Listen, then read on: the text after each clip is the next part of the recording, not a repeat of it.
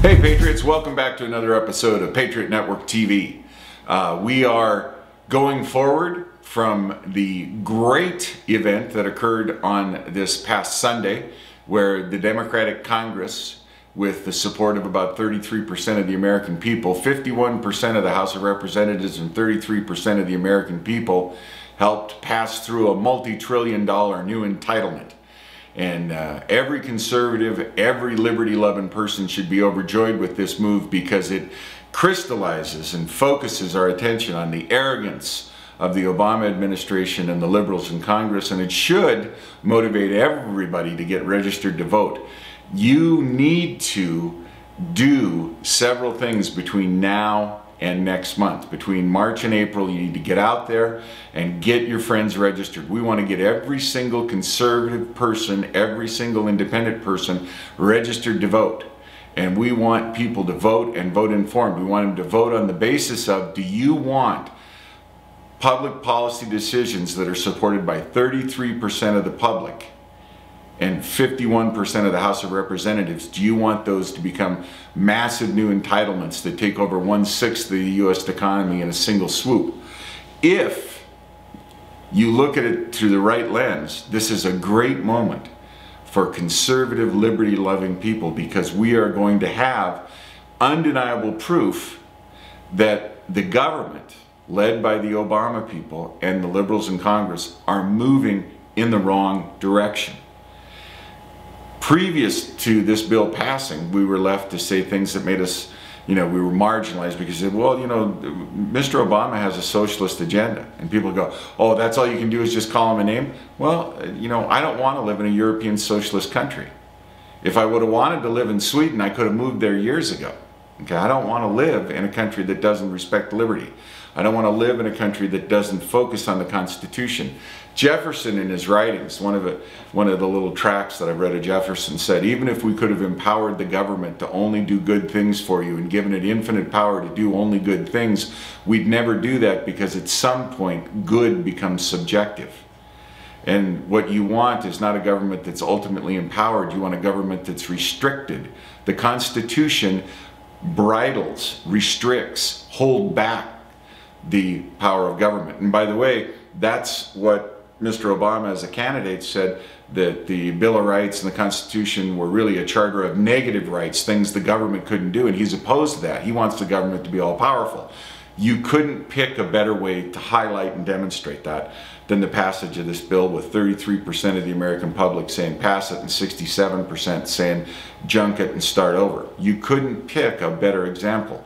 Now, what do we need to do to be intellectually prepared to make the correct arguments? Not just say, look, I'm personally opposed from a liberty standpoint, from a freedom standpoint, and quote, always quote Jefferson. What did Jefferson say? When the government fears the people, you have liberty. When people fear the government, you have tyranny. Well, a bill that hires 15,000 new IRS agents and empowers them to go into your bank account to take money out to pay bills to doctors and hospitals, if that doesn't scare you, you're not paying attention. But how do we want to be prepared to understand what it is we were in the past and what it is we should be in the future? I want to recommend a book to you. This book is called A Patriot's History of the United States.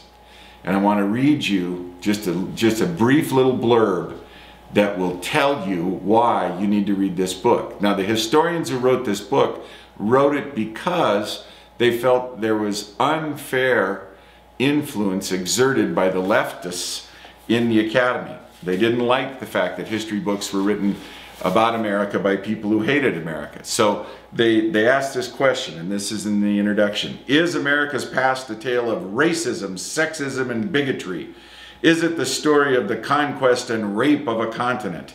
Is U.S. history the story of white slave owners who perverted the electoral process for their own interests? Did America start with Columbus killing all the Indians, leap to Jim Crow laws and Rockefeller crushing the workers, then finally save itself with Franklin Roosevelt's New Deal?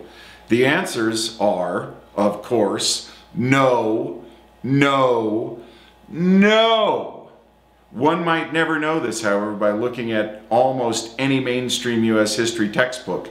Having taught American history in one form or another for close to 60 years between the two of us, we're aware that unfortunately many students are berated with tales of the founders as self-interested politicians and slaveholders, of the icons of American industry as robber baron oppressors, and of every American foreign policy initiative as imperialistic and insensitive. At least Howard Zinn's A People's History of America honestly represents its Marxist bias in the title. What is most amazing and refreshing is that the past usually speaks for itself. The evidence is there for telling the great story of America and its past honestly. With flaws, absolutely. With shortcomings, most definitely. But we think that an honest evaluation of the history of the United States must begin and end with the recognition that compared to any other nation, America's past is bright and shining. America is the shining city on the hill, still today. I recommend this book to you, and it will give you the factual data and the presentation of the correct arguments to take great pride in what we've accomplished, to understand American exceptionalism, and to understand that what we're up to as a nation isn't about being like Europe. One of the selling points of the so-called healthcare reform bill. Will every modern industrialized nation have it? Well, we're not like every modern industrialized nation. We're the United States of America. We have a unique and wonderful history. We founded a free enterprise system that encourages entrepreneurial activity, deep liberty, and absolute human freedom. We are the shining city on the hill. We are where people go to escape oppression of every form. We are where people go to enjoy liberty and the blessing of liberty. We are the shining city on the hill. It's refreshing to dine on the great meat of American history, the great meal that American history is, and have people go at it from the perspective, what was done right, where is the United States the shining beacon, okay? Now, in addition to this, I want to recommend to you Victor Davis Hanson. Victor Davis Hanson is classically trained as a historian. His writing on the history of war is superb, but his social commentary is absolutely outstanding. He has, if you go to his website, www.victorhanson.com, Professor Hanson has a great paper here. This is out of the private papers, and it's called We've Crossed the Rubicon, and it's dated March 22nd, 2010. And he lays out here in his own inimitable fashion, and Professor Hanson is just a wonderful writer, just superbly articulate, but he can put this in the context of sweeping history, and he does so. And he talks about what the underlying strategy now for the Obama administration and the liberals in Congress is, and how, and I just want to touch on 3 of these points real quickly because we're almost out of time, how they're going to do all of the arguments from here on out. So immigration reform, which of course just means people who broke our laws and have lived off the welfare of the land are going to now demand citizenship and voting, and they're going to demand to elect their people. How are they going to do this? Well, they're going to do it by claiming them, the evil healthcare companies, are against you. The fedopus, not the octopus. More than 8 tentacles coming at you from every direction. More cynicism, more villainization. Systematically villainizing every part of the free market and individual responsibility. The greatest slap in the face to human liberty that occurred in this healthcare bill is the extent to which it removes behavior from consequence.